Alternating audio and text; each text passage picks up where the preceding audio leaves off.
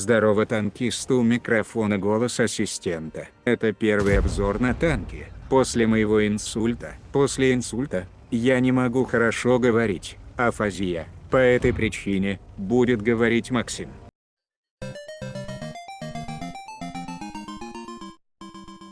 В нашей игре есть танк по прозвищу велосипед ВК-168.01 АК Вупсень. У танка есть брат-близнец ВК-168.01 МАУ Эрбрихер АК Пупсень.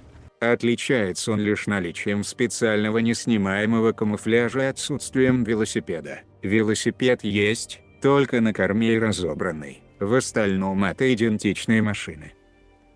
Я думаю, в следующем обновлении этот танк Пупсень появится в боновом магазине. Велосипед ВК-168 будет в 10-11 сезоне реферальной программы. МАУ Эрбрихер — вымышленный немецкий сверхтяжелый танк из игры World of Tanks. МАУ Эрбрихер — перевод слова с немецкого на русский, значит стенолом. Сначала его продавали на У-сегменте, поэтому для Германии День падения Берлинской стены – это праздник. Картошка любит выдумывать разные истории. Люди покупают миф, в хорошем смысле. Так было всегда, и так будет дальше. Танк предполагалось использовать при обороне Берлина в апреле-мае 1945 года. Но во время движения по улице, из-за большой массы, машина провалилась в туннель берлинского метрополитена. Данная ветка метро не использовалась в послевоенное время, и о танке забыли. Танк предполагалось использовать при обороне Берлина в апреле-мае 1945 года. Но во время движения по улице, из-за большой массы, машина провалилась в туннель берлинского метрополитена. Данная ветка метро не использовалась в послевоенное время, и о танке забыли. Так как до вооруженных столкновений дело не дошло, танк использовали как таран при снесении в ноябре 1989 года. Танк да. Только были экскаваторы и бульдозеры. У западного Берлина были танки М48 с бульдозерными отвалами. Игре вот называется М48А2 Раумпанзер. Хватит истории, пару слов по ТТХ. Чем ВК-168 реально может похвастаться, так это своими очками прочности. 1700 хп — это круто, но хп вас не спасет. Вон так себе, вниз -8, вверх +25. Броня у танка, как для своего уровня, есть, и это очень легко сказано. Лоб, судя по коллижн модель, стрелять будут чаще всего в пулеметное гнездо и комбашенку. Далее мы видим невероятные цифры толщины брони лба корпуса, башни, маски орудия и НЛД, в которые будут стрелять разве что неопытные игроки, либо те, которые не знакомы с этим танком и с его схемой бронирования. Но это все чушь. Пупсень — это как большой брикет масла. Я играл много боев на Пупсене, болезненных боев. Эта коробка ошибок не прощает. Арта любит МАУ Эрбрихер, как солдат масла.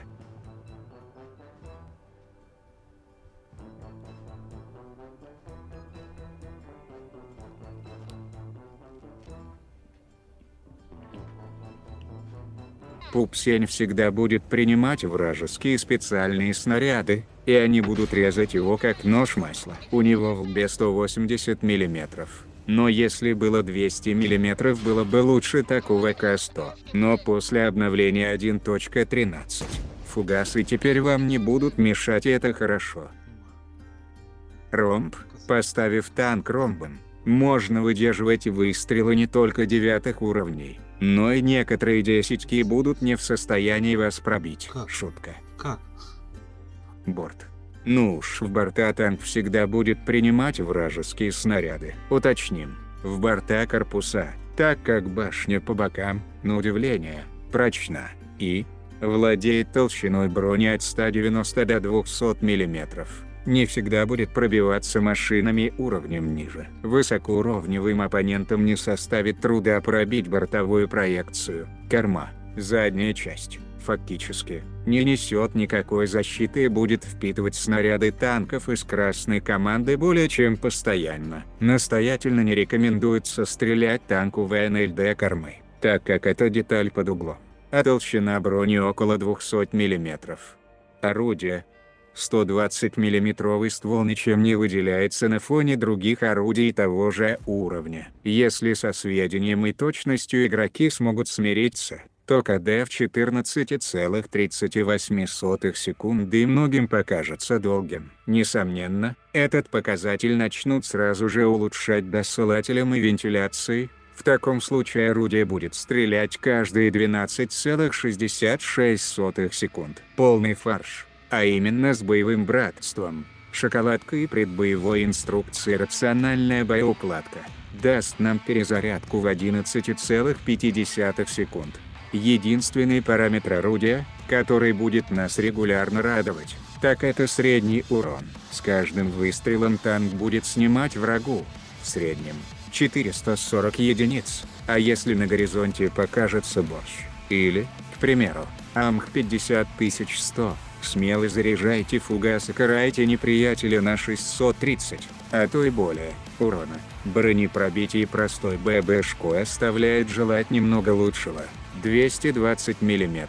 Голда, в свою очередь, ушла не так далеко, но все же, 260 куда лучше, чем 220. И это, напомним, на 8 уровне. Да, против половины 8 уровней все 7 и 6 мы шьем легко, но танк отнюдь не льготный помимо частых девяток.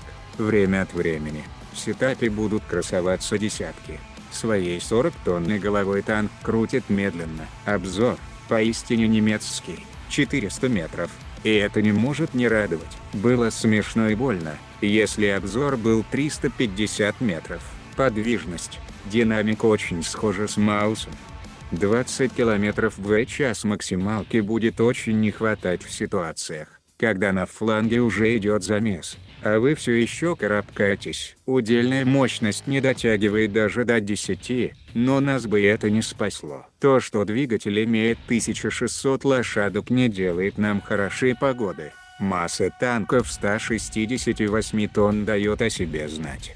Вертится немец неохотно, всего 18,77 град, сек. В случаях встречи с ЛТ или СТ в чистом поле без поддержки союзников, нам придется несладко.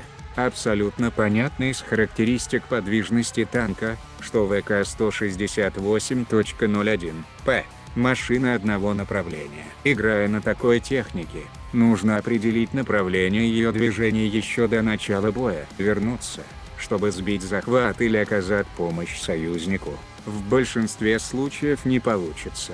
Стоять к противнику лучше всего лбом, немного довернув корпус. Так мы обеспечим наиболее высокие значения бронирования. Однако не стоит забывать, что каждая техника способна нас пробивать в люк на башне, не говоря уже об артиллерии. Вполне можно пользоваться другим положением. Показывать из укрытия только борт под выгодным углом. Так можно ловить рикошеты даже от ПТСАУ X уровня. Играть от своего разового урона будет отличным решением. Ждите полного сведения, выезжайте из укрытия, стреляйте и возвращайтесь обратно.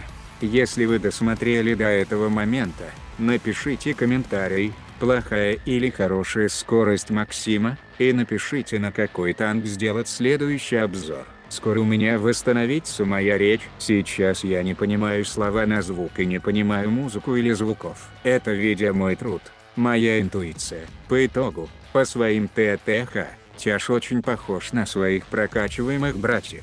Так что если вы уже играли на немецких ТТ, то проблем в освоении этой машины у вас не возникнет. Танк хорош своей защищенностью и частично орудием, подвижность не самая лучшая, но привыкнуть можно.